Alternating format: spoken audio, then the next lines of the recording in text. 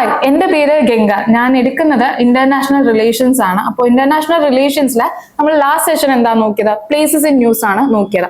ഈ സെഷൻ നമ്മൾ നോക്കാൻ പോകുന്നത് geographical bodies impacted by climate change ആണ്. അപ്പോൾ ഇതിൽ നമ്മൾ നോക്കുന്ന മെയിൻലി കോണ്ടിനെന്റ്സ് എന്ന് പറയുന്നത് north America, south America, Europe ഒക്കെയാണ്. നെക്സ്റ്റ് സെഷൻ, ഇനി വരുന്ന സെഷനിലേക്ക് നമ്മൾ എന്ത് നോക്കുന്നത്? ഏഷ്യയും ആഫ്രിക്കയും. അപ്പോൾ കഴിഞ്ഞ സെഷനിൽ ദക്ഷിണ ലേണിംഗിൽ തന്നെ തീം ബേസ്ഡ് അപ്രോച്ചിൽ നമ്മൾ എന്താ നോക്കിയത്? പ്ലേസസ് ഇൻ ന്യൂസ് ആയിരുന്നു. അതിന്റെ പൊളിറ്റിക്കൽ സിനാരിയും, എന്തുകൊണ്ട് കോൺഫ്ലിക്ട്സ് നടക്കുന്നു, why it is happening, what is the reason behind it, ഇതായിരുന്നു നമ്മൾ കഴിഞ്ഞ സെഷൻ നോക്കിയത്. ഇപ്രാവശ്യത്തെ സെഷനിൽ എന്താണ് നമ്മൾ നോക്കുന്നത്? ഇപ്രാവശ്യത്തെ തീം ബേസ്ഡ് അപ്രോച്ചിൽ, ഫോക്കസ്ഡ് അപ്രോച്ചിൽ നമ്മൾ നോക്കുന്നത് geographical bodies impacted by climate change. So welcome to this session. So നമുക്ക് ആദ്യം 2014 ചോദ്യം തൊട്ട് സ്റ്റാർട്ട് ചെയ്യാം. 2014 ചോദ്യത്തിൽ ആദ്യം പറഞ്ഞിരിക്കുന്ന ടർക്കി ഏതിന്റെ ഇടയ്ക്കാണ് ഉള്ളത്? ബ്ലാക്ക് സീയും കാസ്പിയൻ സീയും ആണോ, ബ്ലാക്ക് സീയും മെഡിറ്ററേനിയൻ സീയും ആണോ എന്നുള്ളത്. അങ്ങനെ 4 ഓപ്ഷൻ തന്നിട്ടുണ്ട്. 2015 വീണ്ടും മെഡിറ്ററേനിയൻ സീനെ കുറിച്ചാണ് ചോദിച്ചിരിക്കുന്നത്. സൗത്ത് വെസ്റ്റ് ഏഷ്യയിലോട്ട് ഓപ്പൺ അല്ലാത്തത് ഇതിൽ ഏതാണ് എന്നതാണ് ചോദ്യം. 2017 വരുമ്പോഴത്തേക്കും മെഡിറ്ററേനിയൻ സീയിലെ ബോർഡറിംഗ് കൺട്രീസ് ആണ് തന്നിരിക്കുന്നത്. ഇതിൽ ശരിയല്ലാത്തത് ഏത്? 2018 വരുമ്പോഴത്തേക്കും ചോദിച്ചിരിക്കുന്നത് ഇമ്മൻസ്ലി ഡ്രൈഡ് അപ്പ് ആയിട്ടുള്ള സീസ് തന്നിട്ടുണ്ട്. ഇത് ഏതൊക്കെ സീസ് ആണ്? ഇതിൽ ഏതാണ് ഇമ്മൻസ്ലി ആയിട്ട് ഹ്യൂമൻ ആക്ടിവിറ്റീസ് ആണ്? അത് നിങ്ങൾ ശ്രദ്ധിച്ചോണേ. ഹ്യൂമൻ ആക്ടിവിറ്റീസ് കാരണം ഡ്രൈ അപ്പ് ആയിരിക്കുന്നത് ഏതാണ് എന്നതാണ് ഇവർ ചോദിച്ചിരിക്കുന്നത്. അറൽ സീ ആണോ, ബ്ലാക്ക് സീ ആണോ, ബൈക്കലാണോ എന്നുള്ളതാണ്. അടുത്തത് 2019 ചോദ്യമാണ്. 2019 ഒരു സീ തന്നിട്ടുണ്ട്, മാസ്റ്റ് ഫോളോയിങ് ആണ്. ബോർഡറിംഗ് കൺട്രീസും തന്നിട്ടുണ്ട്. വീണ്ടും മെഡിറ്ററേനിയൻ സീയും റെഡ് സീയും ബ്ലാക്ക് സീയും ഒക്കെ നിങ്ങൾക്ക് കാണാം. 2020 ആകുമ്പോഴത്തേക്കും വീണ്ടും റിവർ സിസ്റ്റം ആണ് ചോദിച്ചിരിക്കുന്നത്. അത് എവിടെയാണ് ഡ്രെയിൻ ചെയ്യുന്നത്, എക്സിറ്റ് ചെയ്യുന്നത് എവിടെയാണ്? Drains into where, flows into where എന്നതാണ്. അതും ഒരു മാസ്റ്റ് ഫോളോയിങ് രീതിയിലാണ് ചോദിച്ചിരിക്കുന്നത്. 2022 ചോദിച്ചിരിക്കുന്നത് വെസ്റ്റ് ആഫ്രിക്കയിൽ കുറെ ലേക്സ് തന്നിട്ടുണ്ട്. അത് ഡ്രൈ ആയിട്ട് ഡെസേർട്ട് ആയിട്ട് മാറിയിട്ടുണ്ട്. അത് ഏത് ലേക്കാണ് എന്നതാണ് ചോദിച്ചിരിക്കുന്നത്. സോ ലേക്ക് വിക്ടോറിയ ആണോ, ലേക്ക് ഫാക്യൂട്ടൈൻ ആണോ, ലേക്ക് ഒഗൂട്ട ആണോ, ലേക്ക് വോൾട്ട ആണോ എന്നതായിരുന്നു ചോദ്യം. 86 ചോദ്യം സെൻകാഗു ഐലൻഡിനെ കുറിച്ചാണ്. ഈ ചോദ്യം 86 ചോദ്യം നമ്മൾ കഴിഞ്ഞ ക്ലാസ്സിൽ ഡിസ്കസ് ചെയ്തതാണ്. പക്ഷെ ജോഗ്രഫിക്കൽ ബോഡീസ് എന്ന് പറഞ്ഞുകൊണ്ട് ഞാൻ അത് ഇട്ടിരിക്കുന്നതാണ്, മെഡിറ്ററേനിയൻ സീയും സെൻകാഗു ഐലൻഡും ഒക്കെ. ആൻഡ് 2024 എടുക്കുകയാണെങ്കിൽ നിങ്ങൾക്ക് കാണാം, 2024 നോർത്ത് സീനെ കുറിച്ചാണ് ചോദിച്ചിരിക്കുന്നത്. അതായത് നമ്മുടെ കഴിഞ്ഞ വർഷത്തെ പേപ്പർ ആൻസർ കീ വന്നിട്ടില്ല. പക്ഷെ വേൾഡ് മാപ്പ് അറിയാവുന്നവർക്ക് ഇതൊക്കെ നോക്കിയിട്ട് ഉത്തരം ഏതാണെന്ന് പറയാവുന്നതേ ഉള്ളൂ. നോർത്ത് സീയിൽ ഏതാണ് ബോർഡറിംഗ് കൺട്രീസ് എന്നതാണ് 2024 ചോദിച്ചിരിക്കുന്നത്. അതുപോലെ ചോദിച്ചിരിക്കുന്ന റീജിയൻസ് പറഞ്ഞിട്ടുണ്ട്, മൗണ്ടൻ റേഞ്ചസ് പറഞ്ഞിട്ടുണ്ട്, മൗണ്ടൻസ് ടൈപ്സ് പറഞ്ഞിട്ടുണ്ട്. അതായത് ഫോൾട്ട് മൗണ്ടൻ ആണോ, ബ്ലോക്ക് മൗണ്ടൻ ആണോ എന്നതാണ് ഉദ്ദേശിക്കുന്നത്. അത് സെൻട്രൽ ഏഷ്യയിലെ ബൂസ്റ്റേഴ്സ് എന്ന് പറയുന്നത് ഫോൾട്ട് മൗണ്ടൻ ആണോ അല്ലയോ എന്നുള്ളത്. അതൊരു ശരിക്കും പറഞ്ഞാൽ അതൊരു ജോഗ്രഫിക്കൽ ക്വസ്റ്റ്യൻ ആണ്. പിന്നെ ഞാൻ ഇട്ടിരിക്കുന്നത് റീജിയൻ ഉള്ളത് കൊണ്ട് ഇട്ടിരിക്കുന്നതാണ്. കാരണം റീജിയൻ എന്ന് വെച്ചാൽ ആൽപ്സ് മൗണ്ടൻ യൂറോപ്പിലാണോ, അതോ ആൽപ്സ് മൗണ്ടൻ നിങ്ങൾക്ക് അവിടെ ഇരിക്കുമ്പോൾ ഡൗട്ട് വരും, നോർത്ത് അമേരിക്കയിലാണോ, സൗത്ത് അമേരിക്കയിലാണോ എന്ന. അതുകൊണ്ടാണ് ഈ ചോദ്യം ഇട്ടിരിക്കുന്നത്. ഇതും ഒരു മാസ്റ്റ് ഫോളോയിങ് ക്വസ്റ്റ്യൻ ആണ്. 2024 IR വീണ്ടും 2 ചോദ്യങ്ങൾ ചോദിച്ചിട്ടുണ്ട്. IR റിലേറ്റഡ് ആയിട്ട് ജോഗ്രഫി പ്ലസ് IR റിലേറ്റഡ് ചോദിച്ചിട്ടുണ്ട്. റെഡ് സീയുടെ കാര്യം ചോദിച്ചിട്ടുണ്ട്. അതുപോലെ സംഡ് പൈപ്പ് ലൈനെ കുറിച്ച് ചോദിച്ചിട്ടുണ്ട്. ഓക്കെ, ഇതാണ് നമ്മുടെ പ്രീവിയസ് ഇയർ ക്വസ്റ്റ്യൻസ്. അപ്പൊ നമ്മൾ പ്രീവിയസ് ഇയർ ക്വസ്റ്റ്യൻ ഒന്ന് ഓട്ടിച്ച് പോയതാണ്. അതിനെ കുറിച്ചുള്ള ഡിസ്കഷൻ ഇനി നമ്മൾ വരും. അപ്പം ആദ്യം ഞാൻ പറഞ്ഞു climate change impacted by geographical bodies impacted by climate change എന്നതായിരുന്നു നമ്മുടെ ടോപ്പിക് എന്ന് ഞാൻ പറഞ്ഞു. അപ്പൊ എന്താണ് ക്ലൈമറ്റ് ചേഞ്ച്? ക്ലൈമറ്റ് ചേഞ്ച് എന്ന് UN പറയുന്നത് ക്ലൈമറ്റ് ചേഞ്ച് എന്ന് പറഞ്ഞാൽ it's a long term shift in temperature and weather pattern എന്നാണ് UN പറയുന്നത്. Long term shift in temperature and weather pattern. അപ്പോൾ അത് എന്തുകൊണ്ടാകാം ഈ ലോങ് ടേം ഷിഫ്റ്റ്? വെതർ എന്താണെന്ന് അറിയാലോ, അത് ഡേ ടു ഡേ ചേഞ്ചസ് ആണ്. എന്തിൻ്റെയൊക്കെ? ഹ്യൂമിഡിറ്റിയുടെ ആകാം, പ്രഷറിന്റെ ആകാം, ടെമ്പറേച്ചറിന്റെ ആകാം. അതിന്റെയൊക്കെ ഡേ ടു ഡേ ചേഞ്ചിനെയാണ് നമ്മൾ എന്ത് പറയുന്നത്? വെതർ എന്ന് പറഞ്ഞാൽ. ക്ലൈമറ്റ് ചേഞ്ച് എന്ന് പറയുമ്പോൾ അത് ഒരുപാട് നാളെ ആ ഷിഫ്റ്റ് ഇൻ ടെമ്പറേച്ചർ നിൽക്കുകയാണെങ്കിൽ നമ്മൾ അതിന് എന്ത് പറയും? ക്ലൈമറ്റ് ചേഞ്ച് എന്ന് പറയും. സോ ക്ലൈമറ്റ് ചേഞ്ച് 2 റീസൺ ആണ് പറഞ്ഞത്. ഒന്ന് നമ്മൾ എന്താ പറയുന്നത്? നാച്ചുറൽ റീസൺ പറയാറുണ്ട്. 2 പറയുന്നത് ഹ്യൂമൻ ആക്ടിവിറ്റീസ് കാരണം, burning of fuels, human activities കാരണം നമ്മൾ പറയാറുണ്ട്. അപ്പം നാച്ചുറൽ ആയിട്ട് എന്തൊക്കെയായിരിക്കും റീസൺസ് വരുന്നത്? നാച്ചുറൽ ആയിട്ട് വരുന്നത് ഒന്ന് എന്തായിരിക്കും? വോൾക്കാനിക് ഇറപ്ഷൻ ആകാം, ഗ്ലേഷ്യേഴ്സ് മെൽറ്റ് ചെയ്യുന്നത് കൊണ്ടാകാം, അല്ലെ? പക്ഷെ ഈ ഗ്ലേഷ്യേഴ്സ് മെൽറ്റ് ചെയ്യുന്നത് മിക്കവാറും volcanic eruption one of the reason ആകാം. പക്ഷെ ഗ്ലേഷ്യേഴ്സ് മെൽറ്റ് ചെയ്യുന്നതിന് ഒരു റീസൺ ആയിട്ടായിരിക്കും? ഹ്യൂമൻ ആക്ടിവിറ്റീസ് ആയിരിക്കും, ആൻഡ്രോപോജനിക് ആക്ടിവിറ്റീസ് ആയിരിക്കും. അതെന്തൊക്കെയായിരിക്കും? Burning of fossil fuels like coal ആകാം, ഓയിൽ ആകാം, ഗ്യാസ് ആകാം. ഇതിന്റെയൊക്കെ ബേണിംഗ് കാരണമാകാം. അല്ലാന്നുണ്ടെങ്കിൽ കൺസ്ട്രക്ഷൻ വർക്ക്സ് കാരണമാകാം, അല്ലാന്നുണ്ടെങ്കിൽ പൊല്യൂഷൻ കാരണമാകാം, അല്ലാന്നുണ്ടെങ്കിൽ എന്തായിരിക്കാം വേറൊരു റീസൺ? മൈനിങ് ആയിട്ടുള്ള ഒരു ആക്ടിവിറ്റീസ് കാരണം എന്ത് സംഭവിക്കാം? നമ്മുടെ ക്ലൈമറ്റ് ചേഞ്ച്, ഹ്യൂമൻ ആക്ടിവിറ്റീസ് കാരണം ക്ലൈമറ്റ് ചേഞ്ചിന് മാറ്റങ്ങൾ വരാം. ഓക്കെ, സോ ഇതാണ് ക്ലൈമറ്റ് ചേഞ്ച്. ഇനി നമുക്ക് എന്താണ്, ഏതൊക്കെ ജോഗ്രഫിക്കൽ ഫീച്ചേഴ്സ് ആണ് നമ്മൾ ഐഡന്റിഫൈ ചെയ്യുന്നത്? നമ്മുടെ ഭൂമിയിലുള്ള എല്ലാ ജോഗ്രഫിക്കൽ ഫീച്ചേഴ്സും ഹ്യൂമൻ ആക്ടിവിറ്റീസ് കാരണം എഫക്ട് ആവുന്നുണ്ട്. സോ നമ്മൾ ഓൾമോസ്റ്റ് എല്ലാം തന്നെ എന്താണ് ഡിസ്കസ് ചെയ്യുന്നുണ്ട്. ഗ്ലേഷ്യേഴ്സ് ഡിസ്കസ് ചെയ്യും, മൗണ്ടൻസ് ഡിസ്കസ് ചെയ്യും, ഹിൽസ് ഡിസ്കസ് ചെയ്യും, ഓഷ്യൻസും സീസും റിവേഴ്സ്, ലേക്ക്, വാലി, അങ്ങനെ നമ്മൾ എല്ലാം തന്നെ എന്ത് ചെയ്യും? ഡിസ്കസ് ചെയ്യും. ഓക്കെ, സോ നമുക്ക് ആദ്യം വേൾഡ് മാപ്പ് ഒന്ന് നോക്കാം. വേൾഡ് മാപ്പ് പറയുമ്പോഴത്തേക്കും ഞാൻ ഇന്ന് എടുക്കാൻ പോകുന്നത് നോർത്ത് അമേരിക്കയും സൗത്ത് അമേരിക്കയും ഓസ്ട്രേലിയ എടുക്കും, പിന്നെ നമ്മൾ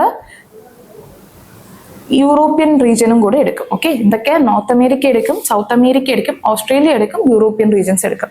സോ നോർത്ത് അമേരിക്ക എടുക്കുകയാണെങ്കിൽ നമുക്ക് കുറച്ച് കൈയൊക്കെ വെച്ചിന് പഠിക്കാം. നോർത്ത് അമേരിക്ക എടുക്കുകയാണെങ്കിൽ നമുക്ക് മാപ്പിൽ വേണ്ട ഇങ്ങനെ പിടിക്കാം നോർത്ത് അമേരിക്കനെ. ഓക്കെ, ഇങ്ങനെ പിടിക്കുമ്പോഴത്തേക്കും ഈ റീജിയനിലാണ് എന്ത് വരുന്നത്? ഈ ഒരു ഏരിയയിലാണ് റോക്കി മൗണ്ടൻസ് വരുന്നത്. ഇപ്പുറത്ത് എന്ത് വരും? അപ്പലാച്ചിയൻ മൗണ്ടൻസ് വരും. അപ്പൊ റോക്കി മൗണ്ടൻസും അപ്പലാച്ചിയൻ മൗണ്ടൻസും ഇത് ചെന്ന് എത്തുന്ന ഈ ഒരു റീജിയൻ ഇല്ലേ, ഇതിനെയാണ് നമ്മൾ എന്ത് പറയുന്നത്? ഗൾഫ് ഓഫ് മെക്സിക്കോ എന്ന് പറയുന്നത്. ഇതെന്താണ്? Gulf of Mexico. ഈ ഒരു ഏരിയയിലെ ഇങ്ങനെ വരുമ്പോഴത്തേക്കും ഇങ്ങനെ ഒരു ഏരിയ വരുമല്ലോ, ഈ ഒരു ഏരിയനെ നമ്മൾ ഹഡ്സൺ ബേ എന്ന് പറയുന്നത്. ഓക്കെ, അപ്പൊ ഇതെന്താണ്? റോക്കി മൗണ്ടൻസ് വരും, അപ്പലാച്ചിയൻ മൗണ്ടൻസ് വരും, ഇവിടെ ഗൾഫ് ഓഫ് മെക്സിക്കോ വരും, ഇവിടെ എന്ത് വരും? ഹഡ്സൺ ബേ വരും. ഇതാണ് നോർത്ത് അമേരിക്കയിലെ ഒരു മാപ്പ് എന്ന് പറഞ്ഞാൽ ഫിസിക്കൽ മാപ്പ്, ഇമ്പോർട്ടന്റ് ആയിട്ടുള്ള ഫിസിക്കൽ മാപ്പ്. അല്ലാതെ നമ്മൾ അതിൻ്റെ അകത്തുള്ള ലേക്കും റിവറും ഒക്കെ ഇനി പറയും. ഇത് മനസ്സിലായല്ലോ, ഗ്രേറ്റ് ലേക്സും റോക്കി മൗണ്ടൻസും അപ്പലാച്ചിയൻ മൗണ്ടൻസും, ഇവിടെ ഗൾഫ് ഓഫ് മെക്സിക്കോ, ഇവിടെ ഒരു ഹഡ്സൺ ബേ. ഇത്രയാണ് നമ്മൾ ഇപ്പൊ ഡിസ്കസ് ചെയ്തത്. ഇനി നമുക്ക് സൗത്ത് അമേരിക്കയിലോട്ട് പോകാം. സൗത്ത് അമേരിക്ക വരുമ്പോൾ നമുക്ക് ഇങ്ങനെ പിടിക്കാം, സൗത്ത് അമേരിക്കനെ ഇങ്ങനെ പിടിക്കാം. സൗത്ത് അമേരിക്ക വരുമ്പോൾ എന്താണ് ഈ ഒരു റീജിയനിൽ എന്തായിട്ട് വരുന്ന? Atacama desert. ആദ്യം ഒരു ഡെസേർട്ട് വരും, ഡെസേർട്ട് കഴിഞ്ഞിട്ട് ഒരു മൗണ്ടൻ റേഞ്ച് വരും. ഏത് മൗണ്ടൻ റേഞ്ച് ആണ്? ആൻഡസ് മൗണ്ടൻ റേഞ്ച് വരും. അറ്റക്കാമ ഡെസേർട്ട് ഇതിൽ ആൻഡസ് മൗണ്ടൻ റേഞ്ച് ഇല്ല, പക്ഷെ ആൻഡസ് മൗണ്ടൻ റേഞ്ച് ഉണ്ടാകാണ്ട് കിടക്കുന്നു. ആൻഡസ് മൗണ്ടൻ റേഞ്ച് വരും. പിന്നെ ഈ ഒരു സൈഡിൽ ബ്രസീലിയൻ ഹൈലാൻഡ് വരും. ഓക്കെ, അപ്പൊ എന്തൊക്കെയാണ് വരുന്നത്? അറ്റക്കാമ ഡെസേർട്ട് വരും, അറ്റക്കാമ ഡെസേർട്ട് കഴിഞ്ഞിട്ട് ആൻഡസ് മൗണ്ടൻ സിസ്റ്റം വരും, ആൻഡസ് മൗണ്ടൻ സിസ്റ്റം കഴിഞ്ഞ് ഇനി അറ്റം വരുമ്പോൾ ബ്രസീലിയൻ ഹൈലാൻഡ്സ് വരും. ബ്രസീലിയൻ ഹൈലാൻഡ്സ് കഴിഞ്ഞിട്ട് നമുക്ക് റിവർ നോക്കുകയാണെങ്കിൽ കാണാൻ പറ്റും, എന്താണ്? ആമസോൺ റിവർ സിസ്റ്റം പോകുന്നത് കാണാൻ പറ്റും. പിന്നെ നിങ്ങൾക്ക് ഇവിടെ മാപ്പിൽ ഇല്ല, പക്ഷെ ഈ ഒരു ഏരിയനെ നമ്മൾ പറ്റഗോണിയൻ ഡെസേർട്ട് എന്ന് പറയും. ഈ ഒരു ഏരിയ എന്താണ്? പറ്റഗോണിയൻ ഡെസേർട്ട്. അപ്പൊ ഇത്രയാണ് നമ്മൾ സൗത്ത് അമേരിക്കയിൽ ഫോക്കസ് ചെയ്ത് പറയാൻ പോകുന്നത്. ഓക്കെ, ഇനി അടുത്ത് നമുക്ക് ഏത് നോക്കാം? ഓസ്ട്രേലിയ വേണോ യൂറോപ്പ് വേണോ? നമുക്ക് ഓസ്ട്രേലിയ നോക്കാം. ഓസ്ട്രേലിയ ആകുമ്പോൾ പെട്ടെന്ന് ചെറുതാണ്, വളരെ ചെറുതാണ് ഓസ്ട്രേലിയ, പെട്ടെന്ന് തീരും. ഓസ്ട്രേലിയ എന്ന് പറഞ്ഞാൽ ഇങ്ങനെ എടുക്കുക. ഈ ഒരു ഏരിയയിൽ എന്താണ്? ഗ്രേറ്റ് സാൻഡി ഡെസേർട്ട് വരും. ഈ ഒരു ഏരിയയിൽ ഗ്രേറ്റ് സാൻഡി ഡെസേർട്ട് വരും. ഇപ്പുറത്തൊരു ഏരിയ, ഈ ഒരു ഏരിയയിൽ എന്താ പറഞ്ഞാൽ? ഗ്രേറ്റ് ഡിവൈഡിങ് റേഞ്ച് വരും. പിന്നെ ഇവിടെയാണ് എന്ത്? കടലിൽ അവിടെ എന്താ പറഞ്ഞാൽ? ഗ്രേറ്റ് കോറൽ ബാരിയേഴ്സ് വരും. അപ്പം കോറൽ റീഫ്സ് വരുന്ന എവിടെയാണ്? ഇവിടെയാണ്. അപ്പം സാൻഡി ഡെസേർട്ട് വന്നു, ഇവിടെ എന്താ വന്നു? ഡിവൈഡിങ് റേഞ്ച് വന്നു, ഇവിടെ എന്ത് വന്നു? ബാരിയർ റീഫ്സ് വന്നു. ഇത്രേ ഓസ്ട്രേലിയയെ കുറിച്ച് ഉള്ളൂ. കാരണം ഓസ്ട്രേലിയ എന്ന് പറയുന്ന ന്യൂസിൽ ക്ലൈമറ്റ് ചേഞ്ച് വെച്ച് നിൽക്കുകയാണെങ്കിൽ നിങ്ങൾക്ക് അറിയാം എന്തിനായിരിക്കും? കോറൽ റീഫ്സിനായിരിക്കും. അപ്പൊ നമ്മൾ അഫ്കോഴ്സ് നമ്മുടെ എയിമും എന്തായിരിക്കും? നമ്മുടെ ഫോക്കസും എന്തായിരിക്കും? കോറൽ റീഫ്സ് തന്നെ ആയിരിക്കും. ഇനി അടുത്ത് നമുക്ക് യൂറോപ്പിലോട്ട് പോവാം. യൂറോപ്പ് നമ്മൾ നോക്കുകയാണെങ്കിൽ യൂറോപ്പില് ആദ്യം നമ്മൾ കാണുന്നത് ഒരു ഐബീരിയൻ പെനിൻസുലയാണ്. അത് കഴിഞ്ഞ് സ്പാനിഷ് പ്ലേറ്റ് കാണാം, ആംപ്സ് മൗണ്ടൻ സിസ്റ്റം കാണാം, കർപ്പാത്തിയൻ മൗണ്ടൻ സിസ്റ്റം കാണാം. അത് കഴിഞ്ഞ് എന്താണ്? നോർത്ത് യൂറോപ്യൻ പ്ലെയിൻസ് കാണാം. അത് കഴിഞ്ഞ് യുറാൽ മൗണ്ടൻസ് കാണാം. അത് കഴിഞ്ഞ് എന്താണ്?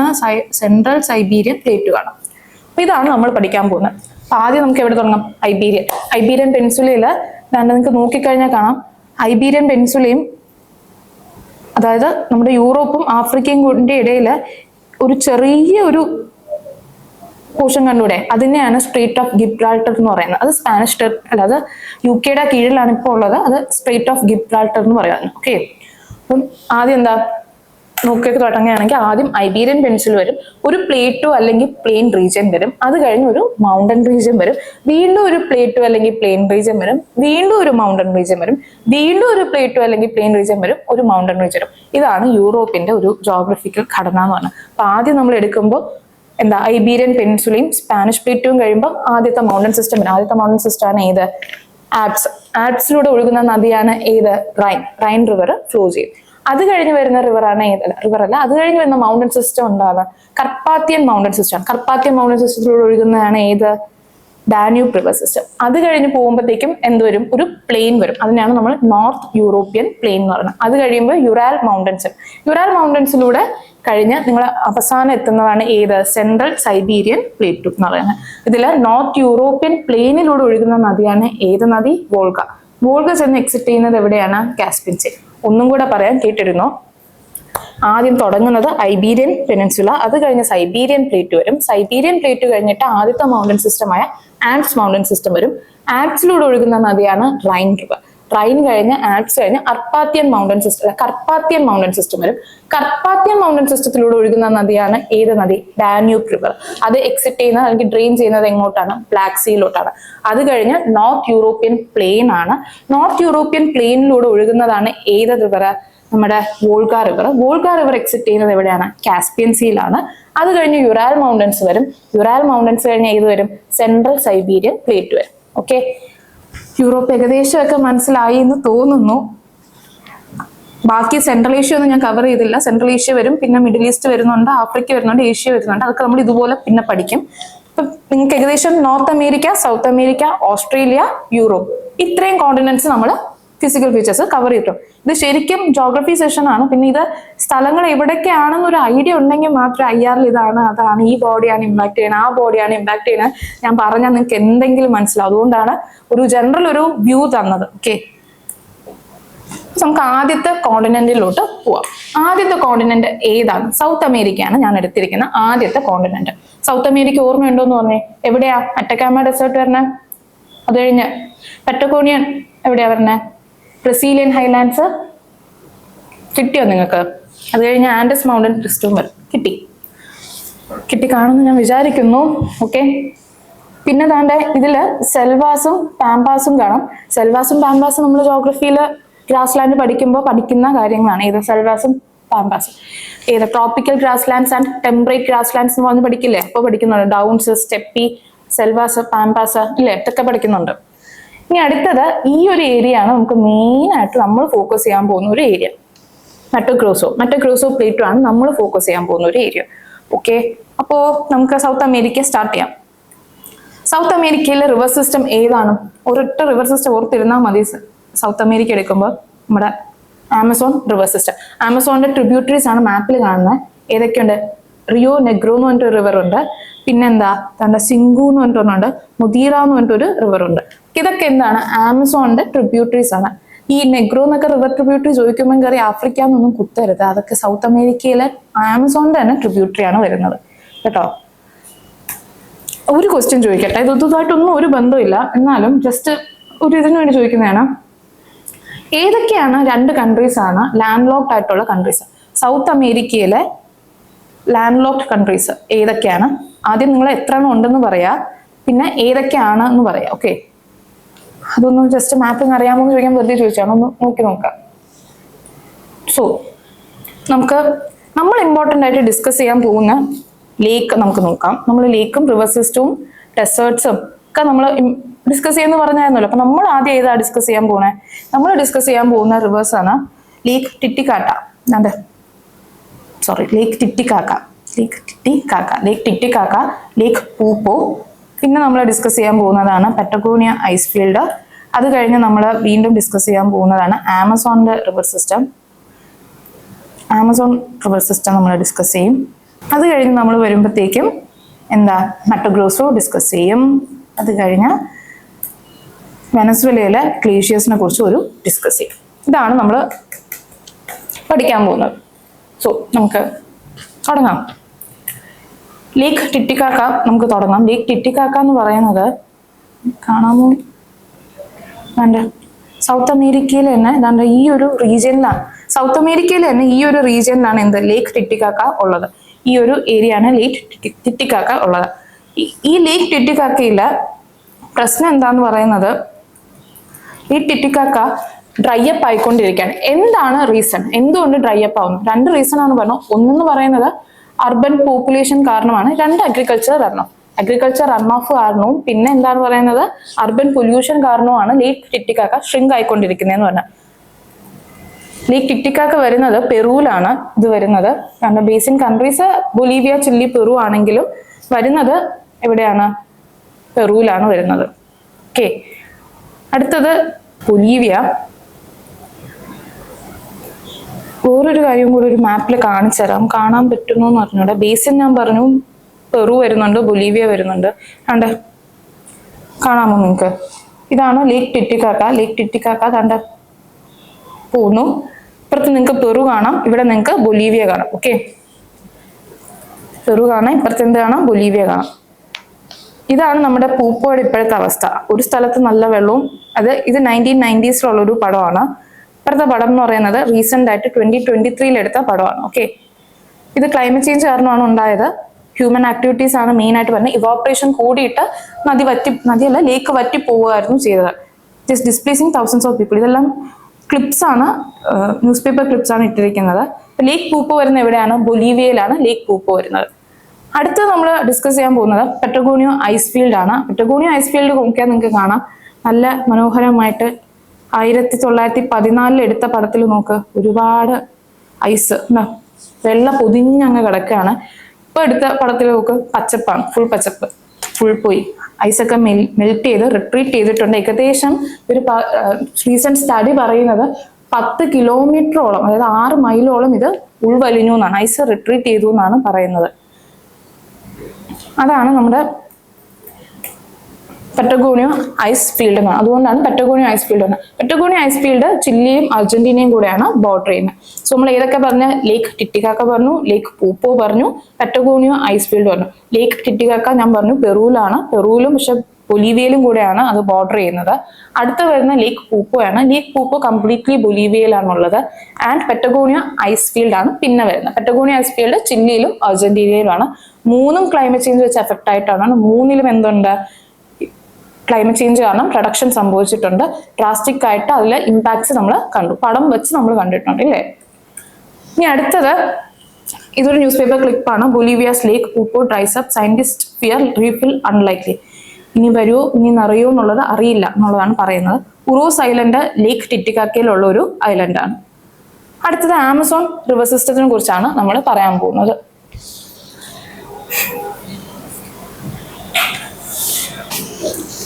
ഇനി അടുത്ത് നമ്മൾ പറയാൻ പോകുന്നത് നമ്മുടെ ആമസോൺ റിവർ സിസ്റ്റത്തിനെ കുറിച്ചാണ്. ആമസോൺ ട്രോപ്പിക്കൽ റെയിൻ ഫോറസ്റ്റ് അല്ലെങ്കിൽ ആമസോൺ റിവർ സിസ്റ്റത്തിനെ കുറിച്ച്.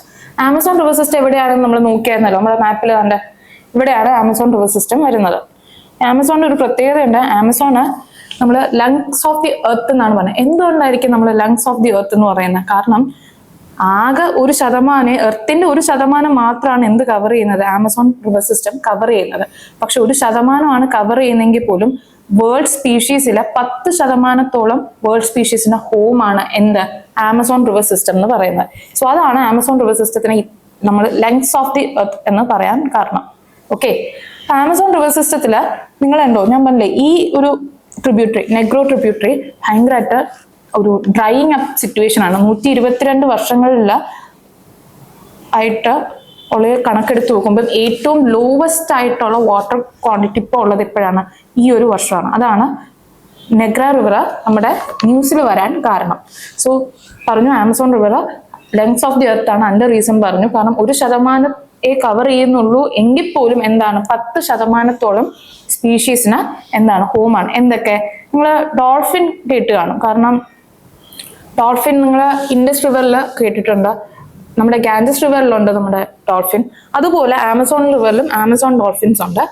ആൻഡ് ജഗ്വാസ് ആണ് വേറെ എണ്ണം. ലോകത്ത് തന്നെ 70% വരുന്ന ഈ വൈൽഡ് സ്പീഷീസിന് ഹോം എന്ന് പറയുന്നത് ഏതാണ്? നമ്മുടെ ആമസോൺ റിവർ സിസ്റ്റം ആണ്. ആമസോൺ ട്രോപ്പിക്കൽ റെയിൻ ഫോറസ്റ്റ് ആണ്. ആൻഡ് ലോകത്ത് തന്നെ 1/3 റെയിൻ ഫോറസ്റ്റ് എടുത്തു കഴിഞ്ഞാൽ, ട്രോപ്പിക്കൽ റെയിൻ ഫോറസ്റ്റ് എടുത്തു കഴിഞ്ഞാൽ ഏകദേശം ലോകത്ത് തന്നെ ട്രോപ്പിക്കൽ റെയിൻ ഫോറസ്റ്റ് എടുത്തു കഴിഞ്ഞാൽ ഏകദേശം 1/3 വരുന്നത് എവിടെയാണ്? ആമസോണിൽ ആണ്. സോ അതും നിങ്ങളൊന്ന് ഓർത്തു വെച്ചേക്കാം. ഓക്കെ, 1/3 വരുന്നത് എവിടെയാണ്? 1/3 of the tropical rain forest വരുന്നത് ഈ ഒരു ആമസോണിയൻ റെയിൻ ഫോറസ്റ്റ് ആണ്. പിന്നെ ആമസോൺ റെയിൻ ഫോറസ്റ്റ് ഉള്ള ഏതൊക്കെ കൺട്രീസ് ആണ് എന്നതും കൂടെ ഒരു ഐഡിയ ഉണ്ടായിരിക്കട്ടെ.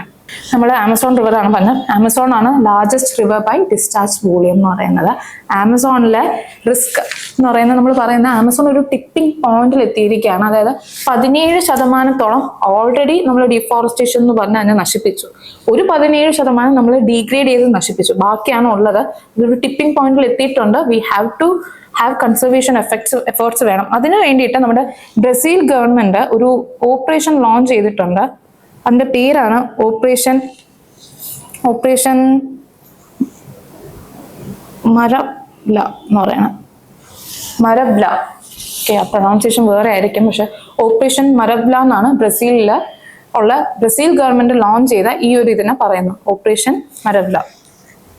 ഡെസർട്ടിഫിക്കേഷൻ, കോമ്പാക്ട് ഡെസർട്ടിഫിക്കേഷൻ, അതിന് വേണ്ടിയിട്ട് ലോഞ്ച് ചെയ്തൊരു ഓപ്പറേഷനാണ് ഓപ്പറേഷൻ മരബ്ല. ആൻഡ് ഇതിൽ പറഞ്ഞിരിക്കുന്നത് ആമസോൺ റെയിൻ ഫോറസ്റ്റ് എന്തുകൊണ്ടാണ് ഇമ്പോർട്ടൻറ്റ്. ഞാൻ പറഞ്ഞു ആമസോണിലാണ് 1/3 of the all tropical rain forest ഉള്ളത്. 1% പ്ലാനറ്റിന്റെ സർഫസിലുള്ളൂ എങ്കിൽ പോലും അത് 10% വരുന്ന വൈൽഡ് സ്പീഷീസിന് ഹോമാണ്. ഇതൊക്കെ ന്യൂസ് പേപ്പർ റിപ്പോർട്ടിൽ നിന്ന് എടുത്തിരിക്കുന്നതാണ്. ന്യൂസ് പേപ്പർ ഹെഡിങ് വായിക്കുമ്പോൾ തന്നെ നിങ്ങൾക്ക് ഒരു ഏകദേശം ഐഡിയ കിട്ടും എന്തുകൊണ്ടാണ് അത് ന്യൂസ് വന്നതെന്നുള്ളത്, എന്തുകൊണ്ടാണ് അത് ഇമ്പോർട്ടൻ്റ് എന്നുള്ളത്. ഇനി drought has tried a major Amazon river tributary to its lowest level in over 122 years. ഏത് റിവറിനെ കുറിച്ചായി പറയുന്നത്? ഇവർ പറയുന്നതാണ് നമ്മുടെ നെഗ്രോ റിവറിനെ കുറിച്ചാണ്. നെഗ്രോ റിവറിനെ കുറിച്ചാണ് പറയുന്നത് ഡ്രെയിനിങ് സംഭവിക്കുന്നുണ്ട് എന്നുള്ളത്. ഇതാണ് ആമസോൺ റിവർ സിസ്റ്റം. ഇനി മെറ്റോഗ്രോസോ നമ്മൾ പറഞ്ഞു. മെറ്റോഗ്രോസോയില് ഈ ഒരു ഏരിയ ഞാൻ പറഞ്ഞു വളരെ ഇമ്പോർട്ടൻ്റ് ആണ്. അതാണ് എന്ത്? മെറ്റോഗ്രോസോ റീജിയൻ. മെറ്റോഗ്രോസോ റീജിയനിൽ ഇമ്പോർട്ടൻ്റ് ആയിട്ട് പറയാൻ കാരണം മെറ്റോഗ്രോസോ ഒരു ഗോൾഡ് മൈനിങ് ഏരിയ ആണ്. നല്ല സ്വർണം കിട്ടുമായിരിക്കും. ഗോൾഡ് മൈനിങ് ഏരിയ ആണ്. പിന്നെ അതൊരു അല്ലാതെ സോയ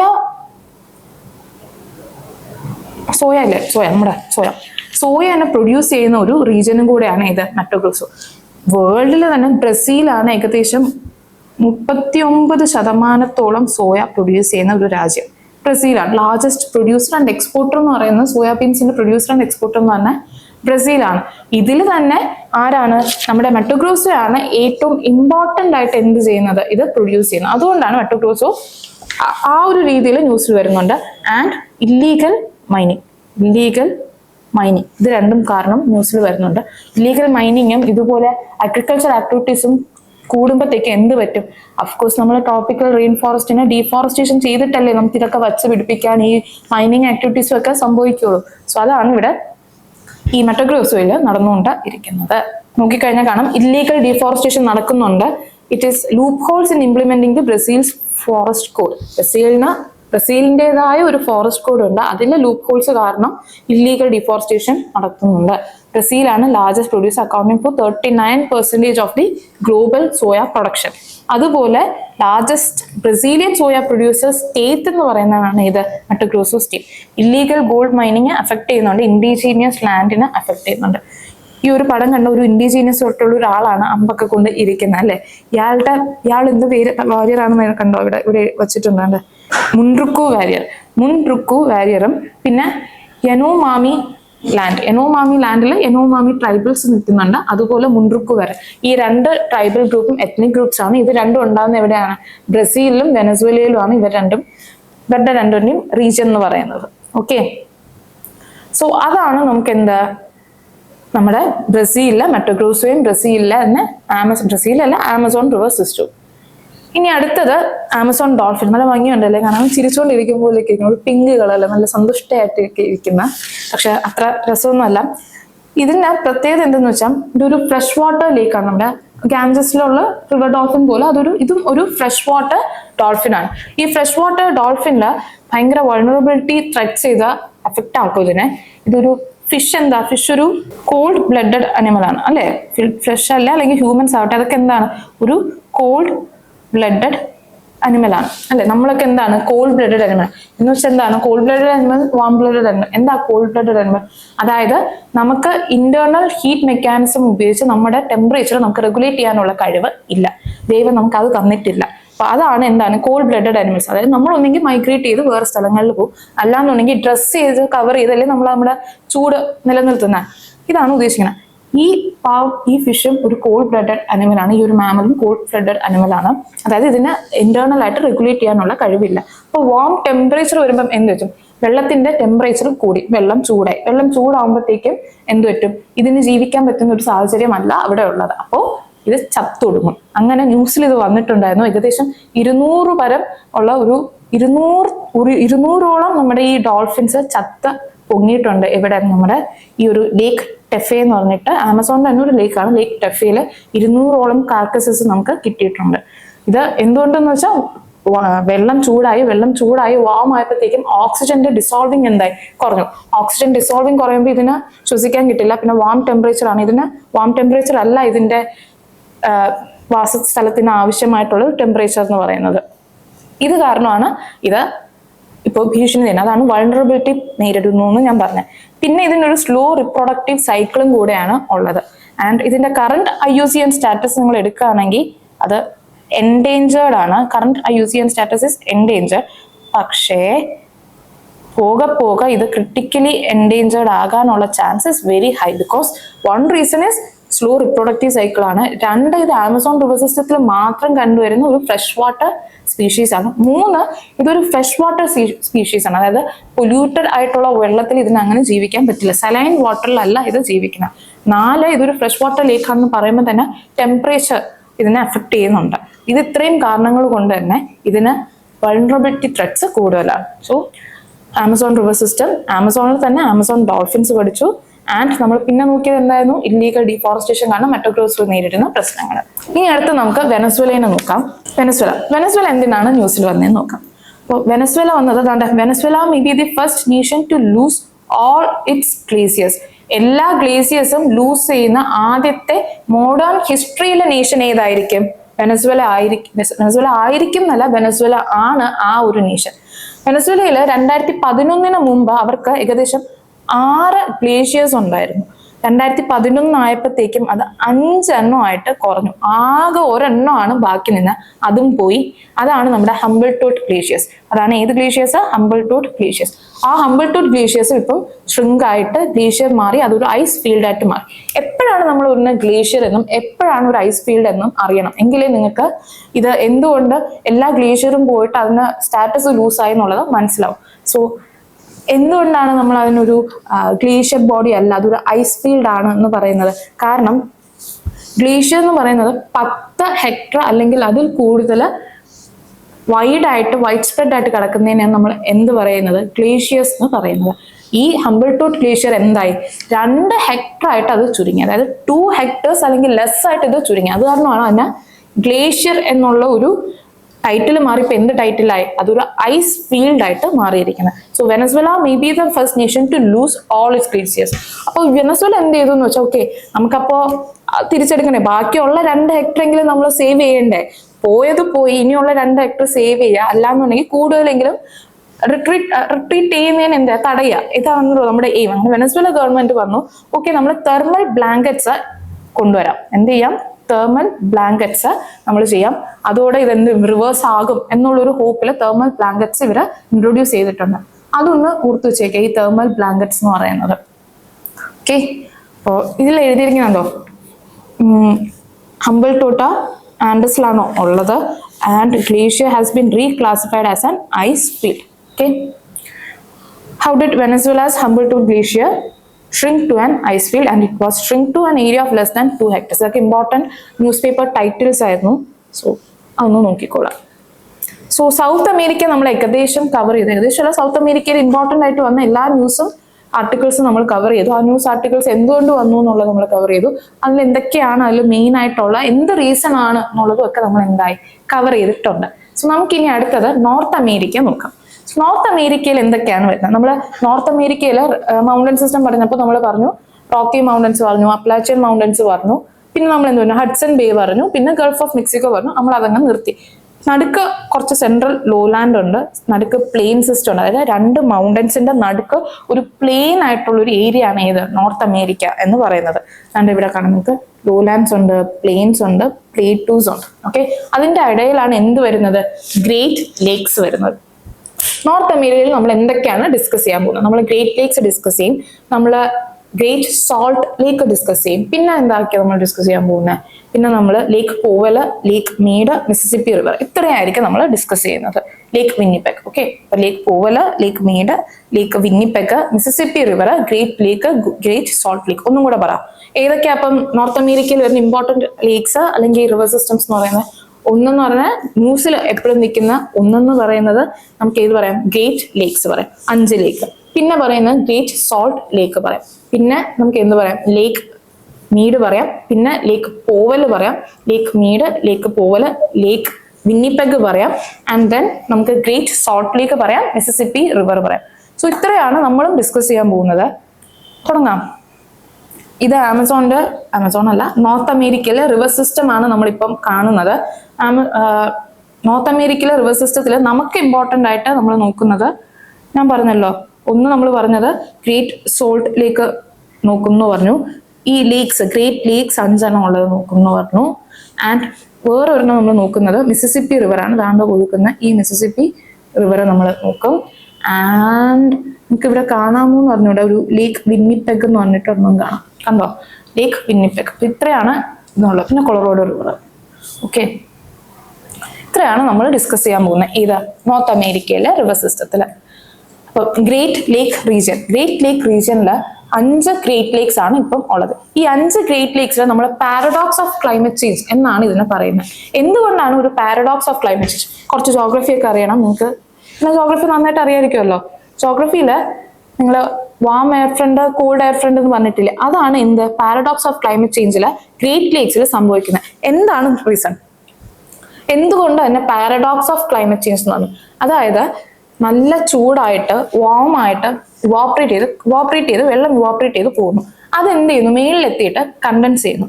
കണ്ടൻസ് ചെയ്യുമ്പോൾ നമ്മൾ പഠിക്കുന്ന ഒരു കാര്യമുണ്ട്, due point. Temperature below due point ആണെങ്കിൽ എന്ത് പറയും നമ്മൾ? സ്നോഫോൾ എന്ന് പറയും. ടെമ്പറേച്ചർ എബവ് ഡ്യൂ പോയിന്റ് ആണെങ്കിൽ റെയിൻ എന്ന് പറയും.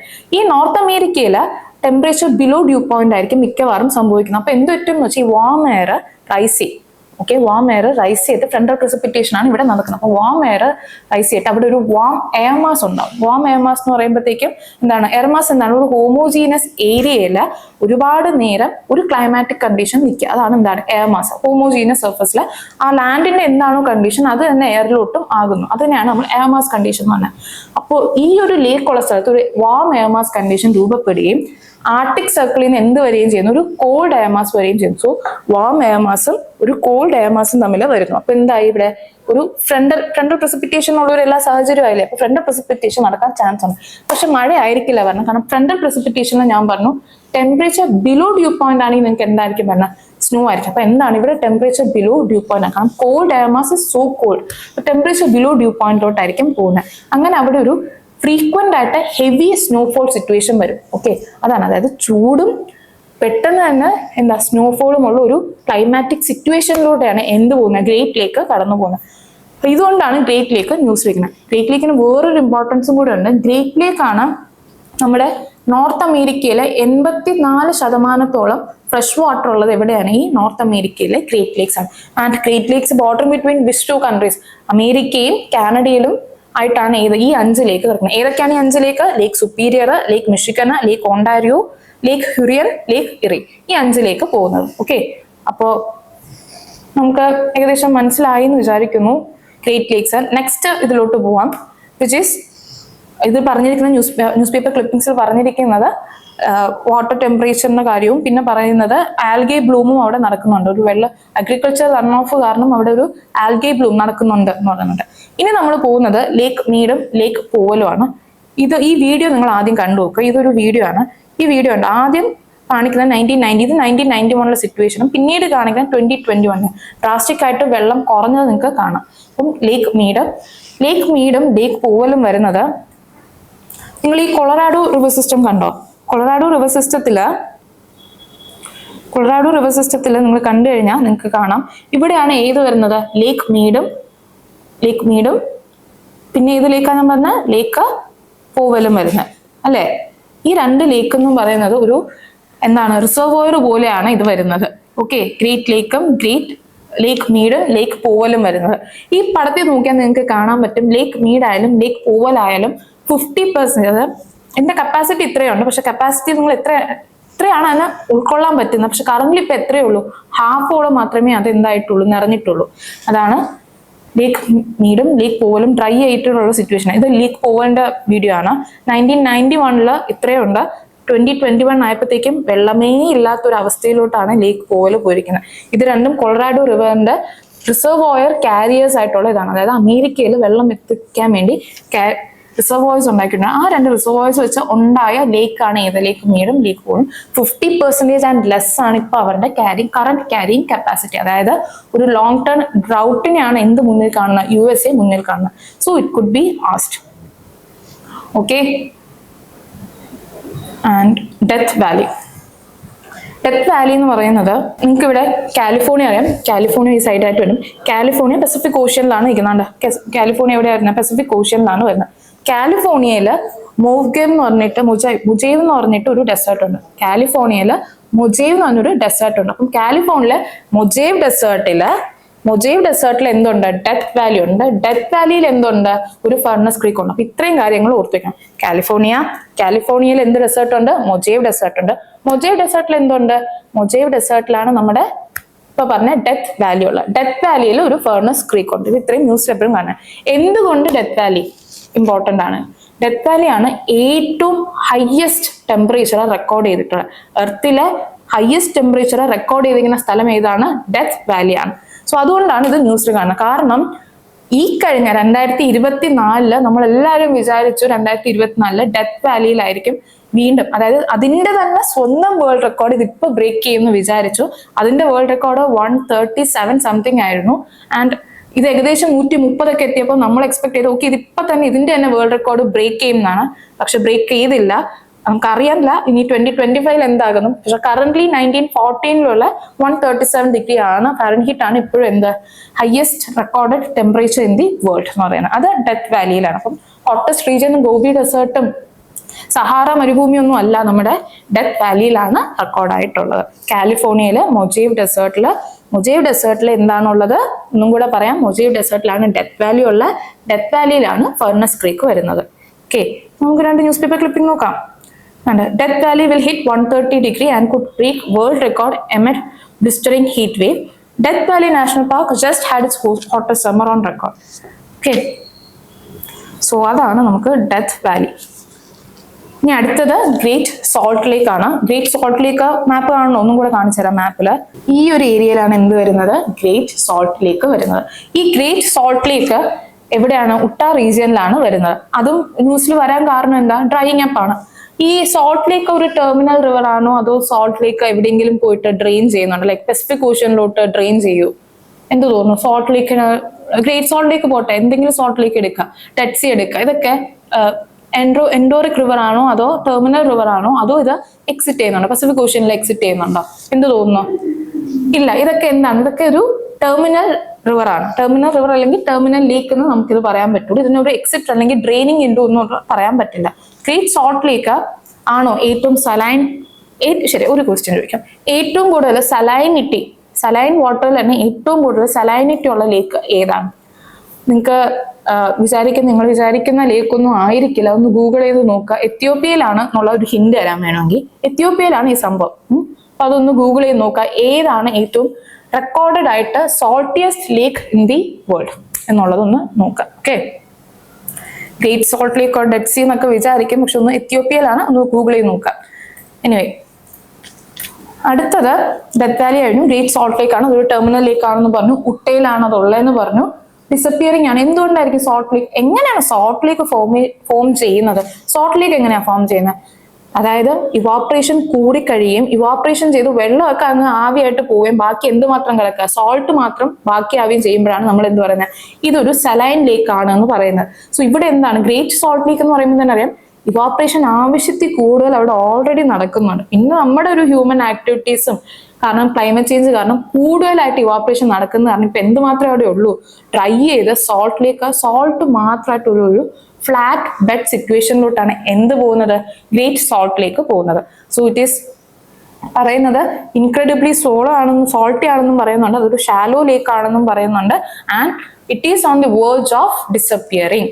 ഓക്കെ, അടുത്തത് ലേക്ക് വിന്നിപ്പെഗ്. ഇത് ഈ ഗ്രേറ്റ് സോൾട്ട് ലേക്ക് ഒക്കെ ആയാലും എന്താണ്, അതെല്ലാം USA ഒരു ലേക്കാണ്. ലേക്ക് വിന്നിപ്പെഗ് വരുന്നത് കാനഡയിലാണ്. സോ ലേക്ക് വിന്നിപ്പെഗ് കാനഡയില് മാപ്പ് ഒന്നും കൂടെ മാപ്പ് എടുത്ത് നമുക്ക് കാണാം. ഇവിടെ മാർക്ക് ചെയ്തിട്ടുണ്ട് ലേക്ക് വിന്നിപ്പെഗ്. ലേക്ക് വിന്നിപ്പെഗ് വരുന്നത് ഏകദേശം ഈ ഒരു റീജിയനിലാണ് ലേക്ക് വിന്നിപ്പെഗ് വരുന്നത്. ഓക്കെ,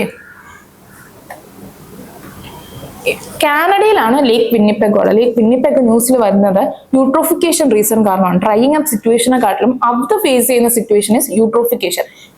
യൂട്രോഫിക്കേഷൻ എന്തുകൊണ്ടാണ് നടക്കുന്നത്? അഗ്രികൾച്ചർ റൺ ഓഫ് ഇന്ന് ന്യൂട്രിയന്റ് കൂടുകയും ആൽഗൽ ബ്ലൂമിലോട്ട് അത് എത്തിക്കുകയും ചെയ്യുന്നതിനാണ് നമ്മൾ എന്ത് പറയുന്നത്, യൂട്രോഫിക്കേഷൻ എന്ന് പറയുന്നത്. ഈ ലേക്ക് വിന്നിപ്പെഗ് നേരിടുന്ന മെയിൻ പ്രശ്നം എന്ന് പറയുന്നത് നൈട്രേറ്റിന്റെയും ഫോസ്ഫേറ്റിന്റെയും റൺ ഓഫ് എവിടെ കൂടുന്നു? ഈ ലേക്കിൽ കൂടുന്നു. ഫോസ്ഫേറ്റും നൈട്രേറ്റും എന്തുകൊണ്ടായിരിക്കും ഒരു ലേക്കിൽ കൂടുന്നത്?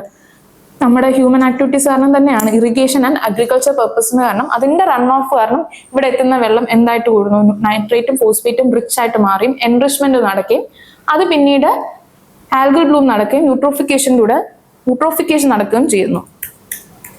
സോ ഈ പടം നോക്കിയാൽ കാണാം, algal bloom on Lake Winnipeg. This occurs in years when excessive phosphates and nitrates are present in agriculture runoff into the lake. And eutrophic lake ഇത് എവിടെയാണുള്ളത്? ഞാൻ പറഞ്ഞു കാനഡയിലാണ് ഉള്ളത്. മെയിൻ എയിം ഫോസ്ഫേറ്റ് അല്ല, ഫോസ്ഫറസിന്റെ റിഡക്ഷൻ ആണ് ഇവർ മെയിൻ ആയിട്ട് എയിം ചെയ്യുന്നത്. Okay, phosphate nitrate, അപ്പം ഫോസ്ഫേറ്റിന്റെ റിഡക്ഷൻ ആണ് ഇവർ എന്തായിട്ട് മെയിൻ ആയിട്ട് എയിം ചെയ്തത്. ഇനി നമ്മൾ നോക്കാൻ പോകുന്ന ഏരിയ എന്ന് പറയുന്നത് ആർട്ടിക് സർക്കിൾ ആണ്. അപ്പം ആർട്ടിക് സർക്കിളിൽ 10 കൺട്രീസ് ആണ് വരുന്നത്. അപ്പൊ ഏതൊക്കെയാണ് ആ 10 കൺട്രീസ് എന്നുള്ളത് അറിഞ്ഞിരിക്കണം. കാരണം നോർത്ത് സീ ചോദിച്ചായിരുന്നു, അപ്പൊ ഇനി ആർട്ടിക് സർക്കിൾ ചോദിക്കാന്നുള്ളതേ ഉള്ളൂ. കാരണം Arctic Circle is a news. എന്തുകൊണ്ടാണ് Arctic Circle is a news? എന്തായിരിക്കും? അഫ്കോഴ്സ് അവിടുത്തെ ഗ്ലേഷ്യർ മെൽറ്റ് ചെയ്യുന്നതുകൊണ്ട് തന്നെയാണ്. ആൻഡ് നമ്മുടെ പുതിയ കണ്ടുപിടുത്തത്തിൽ പറയുന്നത് ഏകദേശം 2027, നമ്മൾ വിചാരിക്കും ഒരുപാട് സമയമുണ്ടെന്ന്, പക്ഷെ 2027 ആവുമ്പോഴത്തേക്കും റിപ്പോർട്ട് പറയുന്നത് 2027 ആവുമ്പോഴത്തേക്കും ഒരു ഐസ് ഫ്രീ ആർട്ടിക് നമുക്ക് കാണാൻ പറ്റും. ഒരു ഒറ്റ ദിവസം ആയിരിക്കും ചിലപ്പോൾ, പക്ഷെ എന്നാലും 2027 അങ്ങനെ ഒരു ഇത് നമുക്ക് കാണാൻ പറ്റും. അത്രയ്ക്കുണ്ട് നമ്മുടെ ക്ലൈമറ്റ് ചേഞ്ച് കാരണം നടക്കുന്ന മാറ്റങ്ങൾ. ആൻഡ് വേറൊരു റിപ്പോർട്ട് പറയുന്നത് ആർട്ടിക് സർക്കിൾ ഒരു ഹോട്ട്സ്പോട്ട് ആവാൻ പോവുകയാണെന്നാണ് പറയുന്നത്. എന്തിന്റെ ഹോട്ട്സ്പോട്ട് ആണ് ആർട്ടിക് സർക്കിൾ ആവാൻ പോകുന്നത്? മറൈൻ ഹീറ്റ് വേവ്സിന്റെ നമുക്ക് MHW എന്ന് എഴുതാം. മറൈൻ ഹീറ്റ് വേവ്സിന്റെ ഹോട്ട്സ്പോട്ട് ആയിട്ട് എന്ത് മാറും? ആർട്ടിക് ഓഷ്യൻ മാറും. എന്താണ് മറൈൻ ഹീറ്റ് വേവ് എന്ന് ആദ്യം അറിയണം. എങ്കിലേ എന്തുകൊണ്ട് അത് ഹോട്ട്സ്പോട്ട് ആവുന്നു പിന്നെ അറിയാൻ പറ്റും. അപ്പോ 5 ദിവസം അല്ലെങ്കിൽ കൺസിക്യൂട്ടീവ് ആയിട്ടുള്ള 5 ദിവസം അല്ലെങ്കിൽ അതിൽ കൂടുതൽ ദിവസം ഒരു സീ സർഫേസിന് ഒരു ടെമ്പറേച്ചർ ആണ് അല്ലേ? ഒരു സീ സർഫേസിന് ഒരു ടെമ്പറേച്ചർ ആണ്. ഈ ടെമ്പറേച്ചറിൽ നിന്ന് 90% കൂടുകയാണെന്നുണ്ടെങ്കിൽ ആൻഡ് ആ കൂടുന്നത് 5 ദിവസം കൺസിക്യൂട്ടീവ് ആയിട്ട് നിൽക്കുകയാണെന്നുണ്ടെങ്കിൽ നമ്മൾ പറയും ഓക്കെ, ഒരു മറൈൻ ഹീറ്റ് വേവ് ഫോം ആയിട്ടുണ്ട് എന്നുള്ളത്. ആൻഡ് നമ്മുടെ prediction is that Arctic Circle is going to be a hotspot for what? Marine heat wave. അതൊരു സ്നോ ആൽബഡോ റീജിയൻ ആയിരുന്നു. അതായത് സൺലൈറ്റ് വരുന്നു, റിഫ്ലക്ട് ചെയ്യുന്നു, വൈറ്റ് അറിയാലോ, ആൽബഡോ അറിയാലോ, റിഫ്ലക്ട് ചെയ്ത് തിരിച്ചു വിടുന്നു. അങ്ങനെ എർത്തിന്റെ ടെമ്പറേച്ചർ കുറയ്ക്കാൻ സഹായിച്ചുകൊണ്ടിരുന്ന ഒരു ആർട്ടിക് സർക്കിൾ മിക്കവാറും എന്തായിട്ട് മാറും എന്നാണ് പറയുന്നത്? ഒരു മറൈൻ ഹീറ്റ് വേവ് ആയിട്ട് മാറും എന്നാണ് പറയുന്നത്. ഇതാണ് ആർട്ടിക് സർക്കിളിൽ നടക്കുന്നത്. ഒരു ക്വസ്റ്റ്യൻ ചോദിക്കട്ടെ, ആർട്ടിക് ആർട്ടിക്കിൽ എന്താ ഉള്ളത്? പോളാർ ബെയർ ആണോ പെൻഗ്വിൻ ആണോ? അതുപോലെ അന്റാർട്ടിക്കിൽ ഏതാ ഉള്ളത്? പോളാർ ബെയർ ആണോ പെൻഗ്വിൻ ആണോ? അത് രണ്ടും ഉണ്ടോ? അതൊന്ന് നോക്കിയേക്കെ, ഏതാണോ ഉള്ളതെന്നുള്ളത് നോക്കിയിട്ട് പറ. പോളാർ ബെയർ ആണോ അതോ പെൻഗ്വിൻ ആണോ എന്നുള്ളത്. ആൻഡ് അപ്പൊ നമ്മൾ പറഞ്ഞു ആർട്ടിക് ഓഷ്യനിൽ സറൗണ്ടിങ് ആയിട്ട് 10 കൺട്രീസ് ആണുള്ളത്. ഈ 10 കൺട്രീസ് പഠിക്കുക. And Arctic Circle 60 degree north ലാറ്റിറ്റ്യൂഡിന് എബവ് ആയിട്ടാണ് നമ്മൾ പറയുന്നത്, അത് പഠിക്കുക. ആൻഡ് ദെൻ എന്തുകൊണ്ട് ന്യൂസിൽ വന്നു എന്നുള്ളത്, ഒരു മറൈൻ ഹീറ്റ് വേവിന്റെ ഹോട്ട്സ്പോട്ട് ആകാം. എന്താണ് മറൈൻ ഹീറ്റ് വേവ് നമ്മൾ നോക്കി. ആൻഡ് 2027 ആകുമ്പോൾ റിപ്പോർട്ട് പറയുന്നത്, IPCCയുടെ ഒക്കെ റിപ്പോർട്ട് പറയുന്നത് 2027 ആകുമ്പോഴത്തേക്കും we will get an ice free Arctic day കിട്ടും എന്നുള്ളതാണ് പറയുന്നത്. സോ നമുക്ക് നോക്കാം. ഈ ഒരു മാപ്പ് നോക്കുകയാണെങ്കിൽ നിങ്ങൾക്ക് അറിയാം, ഈ ഒരു ഗ്രാഫില് തുടങ്ങുന്നതാണ്ട് ഇങ്ങനെ നീളീന്ന് തുടങ്ങുകയാണ് കേട്ടോ. തുടങ്ങി അത് 1980 അത് ഹൈ ആണ്. അത് കഴിഞ്ഞ് റെക്കോർഡ് ചെയ്ത് 2023 വരെയാണ് ഞാൻ എടുത്തിരിക്കുന്നത്. 2023 നോക്കൂ, ഈ ഒരു ലൈനില്ലേ, ഇതിന് നമ്മൾ ടിപ്പിംഗ് പോയിന്റ് എന്നാണ് പറയുന്നത്. ഈ ടിപ്പിംഗ് പോയിന്റ് എത്തിയില്ല എന്ന് പറഞ്ഞാൽ ഇങ്ങനെ എപ്പോൾ വേണോ എത്തും. 2025 ഒക്കെ ആകുമ്പോൾ എന്തായാലും എത്തും എന്നാണ് നമുക്ക് തോന്നുന്നത്. എനിവേ ടിപ്പിംഗ് പോയിന്റ് എത്താറായി and you can see the drastic reduction in the ice cover. Ice എക്സ്റ്റെന്റിന്റെ ഡ്രാസ്റ്റിക് ആയിട്ടുള്ള ഒരു റിഡക്ഷൻ നിങ്ങൾക്ക് ഈ ഗ്രാഫിൽ കാണാം. അതുപോലെ ഇപ്പുറത്തെന്ന് പറഞ്ഞത് ഒരു ഇമേജ് വ്യൂ ആണ്, വിഷ്വൽ വ്യൂ ആണ് നിങ്ങൾക്ക് കിട്ടിയിരിക്കുന്നത്. ഇതെന്ന് പറയുന്നത് 1979 ഇത്രയും ആയിട്ടായിരുന്നു എക്സ്റ്റെൻഡ് ചെയ്തുണ്ടായിരുന്നത്, ഇത് ഐസിന്റെ അല്ലെങ്കിൽ ഗ്ലേഷ്യർ എക്സ്റ്റെൻഡ് ഉണ്ടായിരുന്നത്. ആൻഡ് 2023 വന്നപ്പോഴത്തേക്ക് എന്തായി, അത് ഭയങ്കരമായിട്ട് റിട്രീറ്റ് ആയി, ഉൾവലിഞ്ഞ് ഒരു ചെറിയ ഒരു പോർഷനിലോട്ട് അത് മാറി. ആൻഡ് ദെൻ ആർട്ടിക് ഓഷൻ ഞാൻ പറഞ്ഞു ഒരു ഫ്യൂച്ചർ മറൈൻ ഹീറ്റ് വേവ് ആണ്. ആൻഡ് റീസൺ പറഞ്ഞു അത് ഒരു കാര്യം കൂടെ ഉള്ള, ഒരു marine heat wave can span from A few to thousands of kilometres വരെ ഈ മറൈൻ ഹീറ്റ് വേവ് സ്പാൻ ചെയ്യാൻ പറ്റും. ആൻഡ് ആർട്ടിക് ഇതില് ജിയോ പൊളിറ്റിക്കൽ സിഗ്നിഫിക്കൻസും കൂടെ ഉണ്ട്. കാരണം അതൊരു ഐസ് ഫ്രീ ഏരിയ ആകുമ്പോഴത്തേക്കും who controls the Arctic circle എന്നുള്ള ഒരു ക്വസ്റ്റ്യൻ വരുന്നുണ്ട്. 2027 ഒരു ദിവസം ഐസ് ഫ്രീ ആകുമെന്ന് നമ്മൾ പറയുന്നുണ്ട്. അതായത് that means that ship can travel through it, like right. So logistics pass ചെയ്യാൻ പറ്റും, movement of goods and transports നടക്കും. ഇപ്പൊ എന്താ ആർട്ടിക് ഓഷൻ കവേർഡ് ആയതുകൊണ്ട് they are using many other routes, right. നമ്മുടെ സൂയസ് കനാൽ വഴിയൊക്കെയാണ് ഇപ്പം യൂറോപ്പിലോട്ട് ഗുഡ്സ് എത്തുന്നത്. അതൊക്കെ മാറിയിട്ട് റഷ്യയിൽ നിന്നൊക്കെ ഒരു ഗുഡ് എത്തണമെന്നുണ്ടെങ്കിൽ വളരെ എളുപ്പമാണ് ആർട്ടിക് ഓഷൻ കൂടെ പോവാൻ. But who will control the Arctic Ocean എന്നുള്ളതാണ് ഒരു ഇമ്പോർട്ടന്റ് ചോദ്യം. Russia wants it to control it, നമ്മുടെ USA want that power to control it. So ആരായിരിക്കും എന്നുള്ളൊരു ജിയോ പൊളിറ്റിക്കൽ ഇമ്പോർട്ടൻസും കൂടെ എന്തിനു വരുന്നുണ്ട്, ആർട്ടിക് സർക്കിളിന് വരുന്നുണ്ട്. ഓക്കെ, അപ്പോൾ എന്തായാലും ഐസ് ഫ്രീ ആകുന്ന റിപ്പോർട്ട് വരുമ്പോഴത്തേക്കും നമ്മൾ എന്തെങ്കിലും ചെയ്യണമല്ലോ. നമ്മളായിട്ട് വരുത്തി വെച്ച പ്രശ്നങ്ങളിൽ നമ്മൾ എന്തെങ്കിലുമൊക്കെ ചെയ്യാൻ നമ്മളൊരു ശ്രമമെങ്കിലും നടത്തണ്ടേ. അങ്ങനെ ആദ്യമായിട്ട് അവർ പറയുന്നത് നമുക്കൊരു കാര്യം ചെയ്യാം, സ്നോവിനെ പമ്പ് ചെയ്യാം എന്ന് പറയുന്നുണ്ട്. അതൊരു റീസൺ പറയുന്നുണ്ട്. രണ്ടാമത് പറയുന്നത് സീ വാട്ടറിനെ പമ്പ് ചെയ്യാം, സീ വാട്ടറിനെ ഐസിന്റെ മേലിൽ പമ്പ് ചെയ്തിട്ട് ഫ്രീസ് ചെയ്യാം. സോ അങ്ങനെ നമുക്ക് എന്ത് ചെയ്യാം, വീണ്ടും ആൽബഡോ എഫക്റ്റ് ആണ്, നമുക്ക് ടെമ്പറേച്ചർ കുറയ്ക്കാൻ പറ്റും എന്നൊരു ഇതും മുന്നോട്ട് വെക്കുന്നുണ്ട്. പിന്നെ മറ്റേ വെനസ്വേലയിൽ നടത്തിയില്ലേ തെർമൽ ബ്ലാങ്കറ്റ്, അതും പ്രപ്പോസ് ചെയ്യുന്നുണ്ട്. അപ്പൊ ഇതൊക്കെ കുറെ ഓപ്ഷൻസ് ഒക്കെ കൊണ്ടുവരുന്നുണ്ട് നമ്മളുള്ള ഐസിനെ മെൽറ്റ് ചെയ്യാതെ ഇരിക്കാൻ വേണ്ടിയിട്ട്.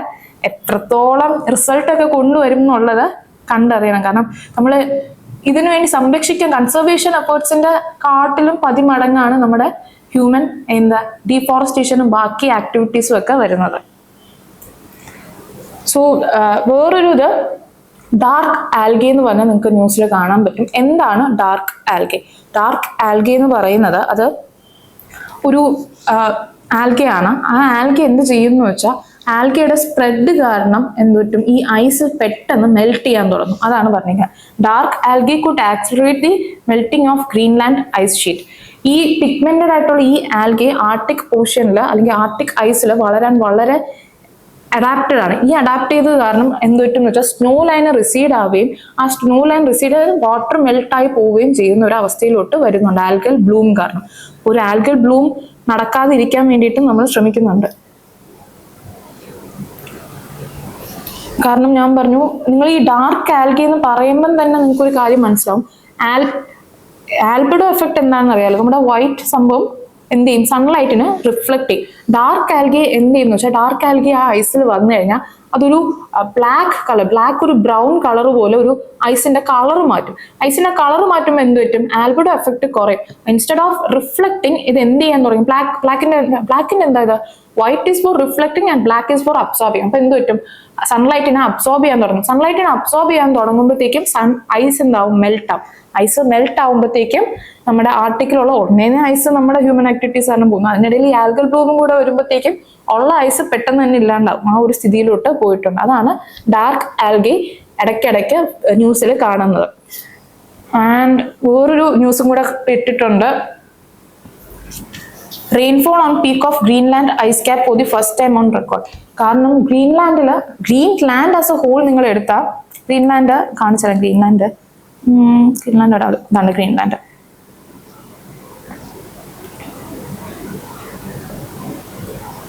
ഗ്രീൻലാൻഡില് മഴ പെയ്യാറുണ്ടോ എന്ന് ചോദിച്ചാൽ ഗ്രീൻലാൻഡിൽ മഴ പെയ്യാത്തൊരു സ്ഥലമൊന്നുമല്ല. പക്ഷെ ഈ ഒരു നോർത്തേൺ റീജിയൻ കണ്ടോ നിങ്ങൾ, ഇവിടെ അങ്ങനെ മഴയൊന്നും ഉണ്ടാവില്ല. അവിടെ സ്നോഫോൾ ഉണ്ട്. Temperature will be below the dew point most of the time. So അതുകൊണ്ട് തന്നെ അവിടെ ഒരു റെയിൻ ഗോജിന്റെ ആവശ്യമൊന്നും ഇല്ല. കാരണം മഴ പെയ്യുന്നിടത്ത് പോരെ ഈ മഴ അളക്കുന്ന സാധനം. അപ്പൊ ഇവിടെ എന്താന്ന് വെച്ചാൽ ആരും എക്സ്പെക്ട് ചെയ്യുന്നില്ല ഈ നോർത്തേൺ ഗ്രീൻലാൻഡിൽ പോയി മഴ പെയ്യുന്ന. കാരണം ആദ്യമായിട്ട് നോർത്തേൺ ഗ്രീൻലാൻഡിൽ മഴ പെയ്തു. ബിക്കോസ് ടെമ്പറേച്ചർ എന്ത് കണ്ടൻസ് ചെയ്തിട്ട് വെള്ളം അവിടെ നിൽക്കുന്നത് temperature was above the dew point. So മഴയായിട്ടാണ് പെയ്തത്, സ്നോഫോൾ അല്ല ഉണ്ടായത്. ആൻഡ് അതാണ് ഈ ന്യൂസ് പേപ്പർ ക്ലിപ്പിങ്ങിൽ കിടക്കുന്നത്. Rainfall on peak on Greensland ice cap for the first time on record. Precipitation was so unexpected that scientists had no gauges to measure it, and it is a stark sign for a climate crisis. എന്നാണ് news paper heading വന്നിരിക്കുന്നത്. നമ്മൾ Arctic circle ഏകദേശം നോക്കി. Arctic സർക്കിളിൽ ഏത് countries ആണ്, Arctic സർക്കിളിൽ എന്താണ് ഇപ്പം നടക്കുന്നത്, എന്തുകൊണ്ട് അത് നടക്കുന്നു, ആൻഡ് നമ്മൾ എന്താണ് അതിലൂടെ ചെയ്യാൻ ഉദ്ദേശിക്കുന്നത് എന്നുള്ളതാണ് നമ്മൾ നോക്കിയത്. സോ നെക്സ്റ്റ് കോണ്ടിനെന്റിലോട്ട് പോകാം. ഓസ്ട്രേലിയ. ഓസ്ട്രേലിയ ഓർമ്മയില്ല ഇങ്ങനെ പിടിച്ചിട്ട് ഓസ്ട്രേലിയ പഠിച്ച ഈ സ്ഥലത്ത് എന്തായിരുന്നു ഓസ്ട്രേലിയയിൽ പറഞ്ഞ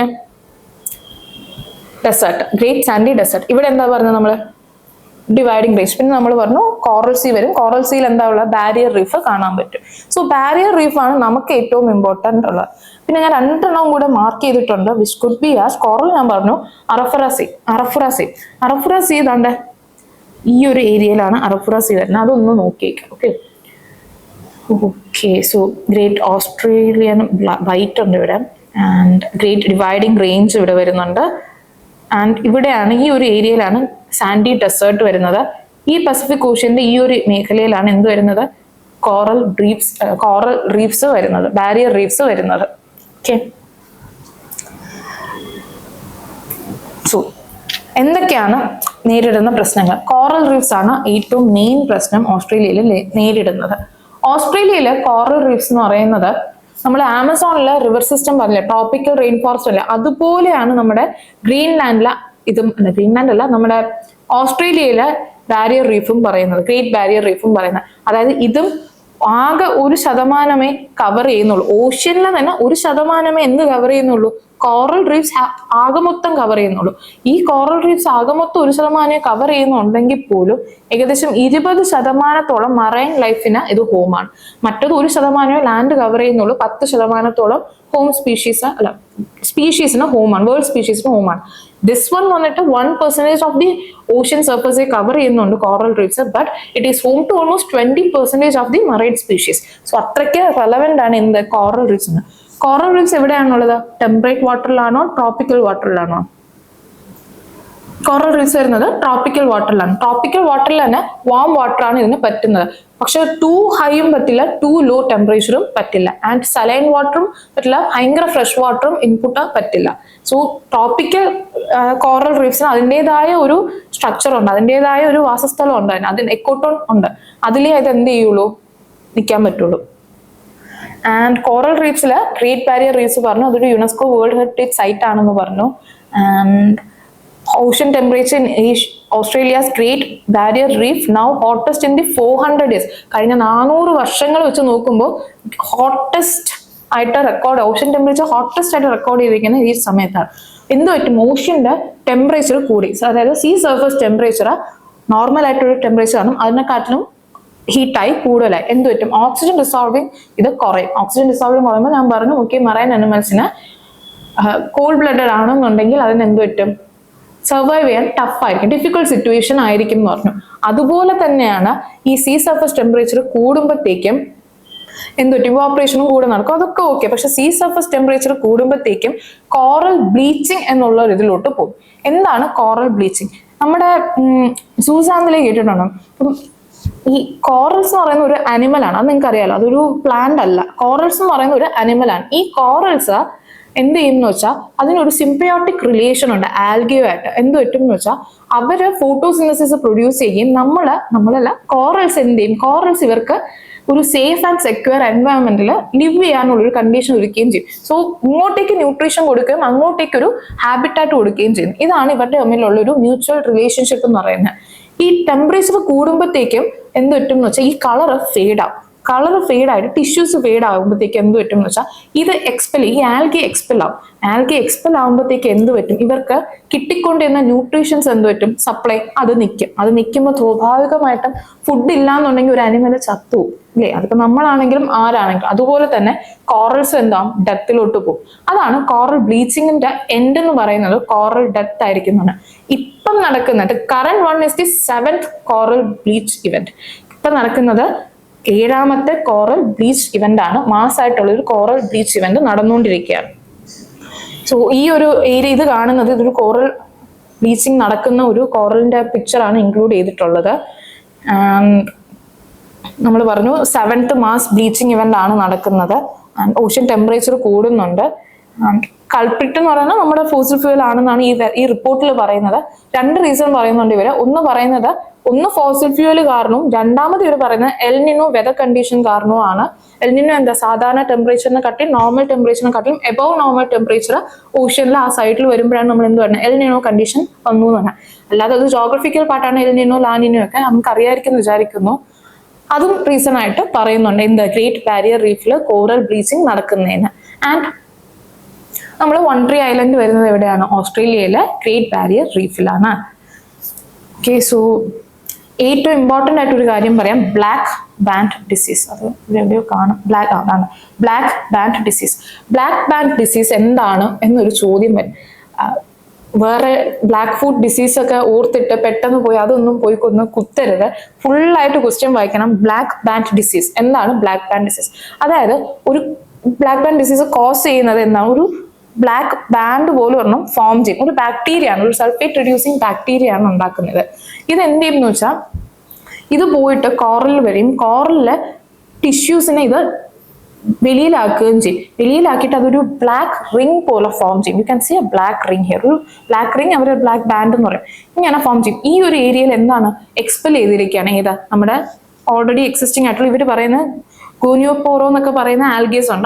അതൊക്കെയാണ് എന്ത് കളർ കൊടുക്കുന്നത്, ഈ കോറൽസിന് കളർ തന്നെ. ഇതിനെ എക്സ്പെൽ ചെയ്തിട്ട് ടിഷ്യൂസിനെ ഡെത്ത് ആവും. ടിഷ്യൂസിനെ ഡെത്ത് ആയിട്ട് അവസാനം കോറൽസ് എന്താവും, ഡൈ ആവും. അപ്പൊ ആ ഒരു ഡിസീസ് കോസ് ചെയ്യുന്നതാണ്, അതിനെയാണ് black band disease. It's a coral disease which cause a black band form on the coral. It can lead to tissue loss and it can lead to a death of the corals.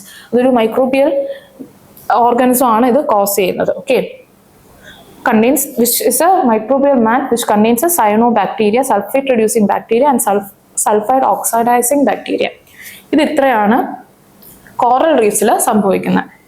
So disease വന്നു. അപ്പോൾ ഇനി നമുക്ക് എന്ത് ചെയ്യാൻ പറ്റും എന്നുള്ളതാണ് നമ്മൾ ആലോചിക്കുന്നത്. ഓക്കെ, നമ്മൾ കാരണം ഇപ്പൊ ഇത്രയും സംഭവിച്ചു, black band okay, algae expel ചെയ്യുന്നു, കോറൽ ബ്ലീച്ചിങ് നടക്കുന്നു, 7th മാസ് ഇവന്റ് ആണ് നടക്കുന്നത്.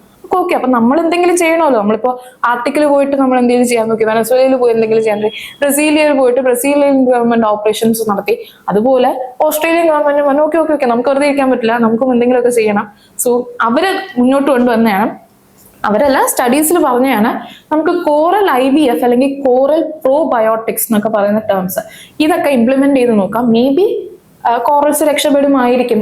സ്റ്റഡീസ് വാസ് എഫക്റ്റീവ്, പ്രാക്ടിക്കൽ ലെവലിൽ എത്രത്തോളം എഫക്റ്റീവ് ആണെന്നുള്ളത് കണ്ടറിയാം.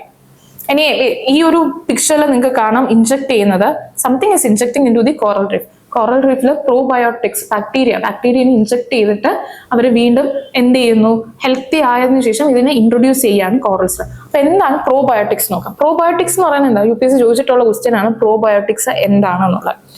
അതായത് ഏതിലൊക്കെയാണ് എക്സാമ്പിൾ എന്തൊക്കെയായിരുന്നു എക്സാമ്പിൾ. കേർഡ് ഒക്കെ നമ്മുടെ പ്രോബയോട്ടിക് എക്സാമ്പിൾ ആണ്. കൊറിയ ഒക്കെ ഒരുപാട് ഇഷ്ടമുള്ളവർക്ക് അറിയാം. കിംചി ഒക്കെ എന്തിന്റെ എക്സാമ്പിൾ ആണ്, പ്രോബയോട്ടിക് ഫുഡിന്റെ എക്സാമ്പിൾ ആണ്.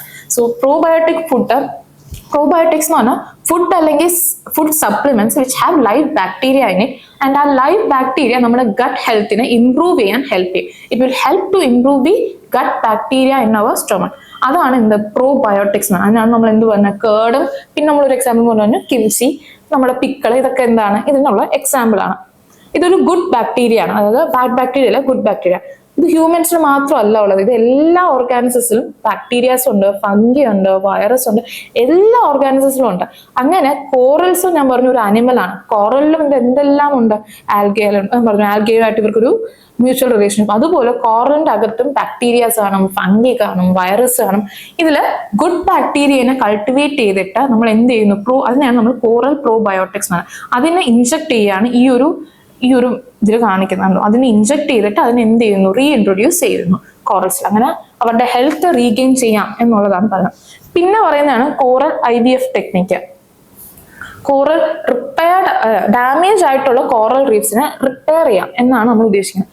അപ്പൊ ഡാമേജ് ആയിട്ടുള്ള കോറൽ റീഫ്സിനെ നമുക്ക് എങ്ങനെ റിപ്പയർ ചെയ്യാം, കോറൽ IVF യൂസ് ചെയ്ത്. അതായത് സ്പോണിങ് വഴി നമ്മൾ എഗ്ഗും സ്പേമും കളക്ട് ചെയ്യും, കോറൽസിന്റെ എഗ്ഗും സ്പേമും കളക്ട് ചെയ്യും. എന്നിട്ട് ഒരു ഫ്ലോട്ടഡ് പൂളിൽ അല്ലെങ്കിൽ ഒരു ലബോറട്ടോറിയൽ സെറ്റപ്പിൽ നമ്മൾ എന്ത് ചെയ്യും എന്ന് വെച്ചാൽ ഇതിനെ ഫെർട്ടിലൈസ് ചെയ്യും. പിന്നെ ഫെർട്ടിലൈസ് ചെയ്ത് ആവശ്യത്തിന് മെച്യൂരിറ്റി ഒക്കെ എത്തുമ്പോഴത്തേക്കും ബേബി കോറൽസ് ആയി കഴിയുമ്പോൾ നമ്മൾ എന്ത് ചെയ്യും, ഇതിനെ റീഇൻട്രൊഡ്യൂസ് ചെയ്യും. എങ്ങോട്ട്? ഈ ക്രീക്ക് ബാരിയർ റീഫോ അല്ലെങ്കിൽ കോറൽ റീഫ്സ് നിങ്ങൾക്ക് നമ്മൾ ഇൻട്രൊഡ്യൂസ് ചെയ്യും.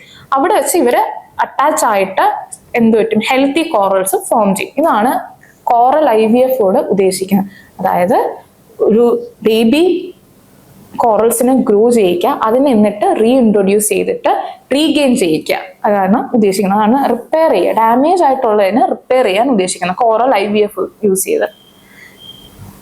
ക്യാപ്ചർ ചെയ്യുക കോറൽ എഗ്ഗും സ്പേമും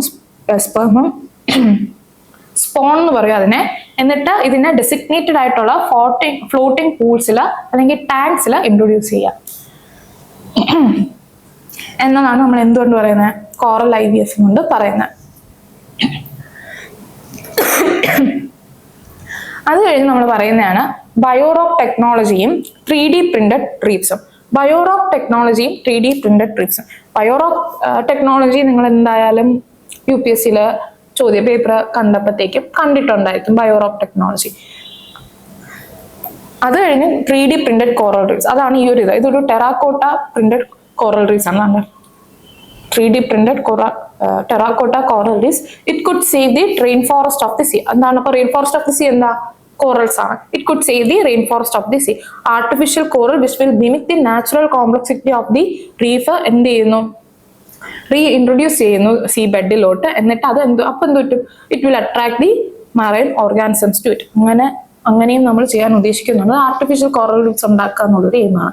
അതിന്റെ വേറൊരു എക്സാമ്പിളും കൂടെയാണ് എന്ത്, ബയോ റോക്സ് ഉണ്ടാക്കുക. അപ്പൊ എന്താണ് ബയോ റോക്സ്? ഇത് പറയുന്നുണ്ട് ഈ പ്രിന്റഡ് കോറൽ റീഫ്സ് വരുമ്പോഴത്തേക്കും സീ ഗ്രോത്ത് ബൂസ്റ്റ് ആകുന്നും റൂട്ട് ഗ്രോത്ത് എൻഹാൻസ് ചെയ്യുന്നും ഒക്കെ പറയുന്നുണ്ട്. മെറൈൻ ഓർഗാനിസംസിനെ അട്രാക്ട് ചെയ്ത് സപ്പോർട്ട് ചെയ്യുന്ന ഒരു സിസ്റ്റം ഉണ്ടാക്കുക എന്നുള്ളതാണ് എയിം. അടുത്തത് ഇത് സ്റ്റെപ്പ് ബൈ സ്റ്റെപ്പ് കൊടുത്തിരിക്കുന്ന നമ്മുടെ ബയോറോക്കിന്റെ സ്റ്റെപ്പ് ബൈ സ്റ്റെപ്പ് ആണ് കൊടുത്തിരിക്കുന്നത്. ആദ്യത്തെ സ്റ്റെപ്പ് എന്താ, ഒരു മെറ്റൽ സ്ട്രക്ചർ അണ്ടർ വാട്ടറിൽ നമ്മൾ പ്ലേസ് ചെയ്യുന്നു. അത് ഇവർ പറയുന്നത് സ്റ്റീൽ ഫ്രെയിം ആകും, ഒരു കേജോ ഒരു ഡോമോ ആയിട്ടുള്ള ഒരു മെറ്റൽ സ്ട്രക്ചർ നമ്മൾ അണ്ടർ വാട്ടറിൽ ആദ്യം ഇൻട്രൊഡ്യൂസ് ചെയ്യുന്നു. എന്നിട്ട് ഒരു ലോ വോൾട്ടേജ് ആയിട്ടുള്ള ഒരു ഇലക്ട്രിക് കറണ്ട് ഇതിൽ പാസ് ചെയ്യുന്നു. ഈ ലോ വോൾട്ടേജ് നമ്മൾ നിങ്ങൾ വിചാരിക്കുന്നത് അയ്യോ മീനൊക്കെ ഷോക്ക് കൊണ്ട് ചാവില്ലേ, ഭയങ്കര ചെറിയ ലോ വോൾട്ടേജിലുള്ള ഒരു ഇലക്ട്രിക് കറണ്ട്. ഈ ലോ വോൾട്ടേജ് നമുക്ക് എങ്ങനെ സപ്ലൈ ചെയ്യാം? നമുക്ക് സോളാർ പാനൽ വയ്ക്കാം, അല്ലെങ്കിൽ വിൻഡ് പാനൽ, ഇങ്ങനെയൊക്കെ വെച്ചിട്ടായിരിക്കും നമ്മൾ എന്ത് ചെയ്യുന്നത്, സപ്ലൈ ചെയ്യുന്നത്. ഈ ഒരു ലോ വോൾട്ടേജ് ഇലക്ട്രിസിറ്റി ഈ ഒരു സ്റ്റീൽ ഫ്രെയിമിലോട്ട് കണക്ട് ചെയ്തിട്ടുണ്ടായിരിക്കും, അപ്ലൈ ചെയ്യും. എന്നിട്ട് ഇതിലോട്ട് എന്ത് പറ്റും, ലൈംസ്റ്റോൺ ഡെപ്പോസിഷൻസ് നടക്കും. കാൽഷ്യം കാർബണേറ്റ് ആണ് പറഞ്ഞാൽ limestone depositions, layer by layer limestone depositions നടക്കും. അങ്ങനെ കോറൽസ് ഫോം ചെയ്യാം. Which is similar to natural coral reefs. ഒരു ആർട്ടിഫിഷ്യൽ കോറൽ റീഫ്സ് എങ്ങനെ ഉണ്ടാക്കാം എന്നുള്ളൊരു മെത്തേഡാണ് നമ്മളിവിടെ പറഞ്ഞത്. സോ കോറൽസ് അങ്ങനെ it will grow fast and marine life will return എന്നുള്ളതാണ് എൻ്റെ. ആദ്യം ഒരു മെറ്റൽ സ്ട്രക്ചർ, ഒരു സ്റ്റീൽ സ്ട്രക്ചർ നമ്മൾ ഇൻട്രൊഡ്യൂസ് ചെയ്യുന്നു. അതിലോട്ട് ഒരു ഇലക്ട്രിക് കറണ്ട് ആണ് പാസ് ചെയ്യുന്നത്. ആ ഇലക്ട്രിക് കറണ്ടിലോട്ട് കാൽഷ്യം കാർബണേറ്റ് വന്ന് അല്ലെങ്കിൽ ലൈം സ്റ്റോൺസ് വന്ന് ഡെപ്പോസിറ്റ് ആവുകയും ഒരു കോറൽ റീഫ്സ് ഫോം ചെയ്യുകയും ചെയ്യുന്നു. ഒരു artificial coral reef is formed. ഈ ഒരൊറ്റ ചോദ്യം ചോദിക്കാം, ഈ ബയോ റോക്ക് കോറൽ റീഫ്സിൽ മാത്രമേ പറ്റുള്ളൂ ആണോ? കോറൽ റീഫ്സിൽ മാത്രമേ പറ്റുള്ളൂ അതോ വേറെയും ബാക്കി കാര്യങ്ങൾക്കും പറ്റുമോ?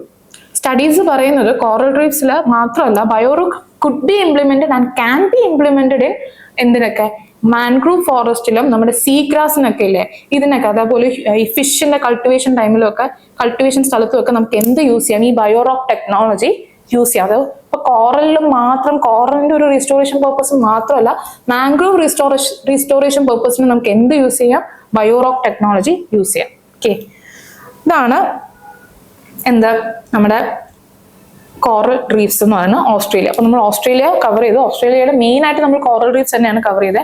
എവിടെയാണെന്ന് നോക്കി, എന്തുകൊണ്ടാണ് നമ്മൾ കോറൽസ് ഇൻ ജനറൽ പറഞ്ഞു, എന്ത് ഡിസീസാണ് അവർ അഫക്ട് ചെയ്യുന്നത്, എന്തുകൊണ്ടാണ് അത് അഫക്ട് ചെയ്യുന്നത്, ടെമ്പറേച്ചർ കൂടുന്നതുകൊണ്ട് എക്സ്പെൽ ആകുന്നു, ഏത് നമ്മൾ ആൽഗീസ് എക്സ്പെൽ ആകുന്നത് കാരണമാണ് എന്ന് പറഞ്ഞു.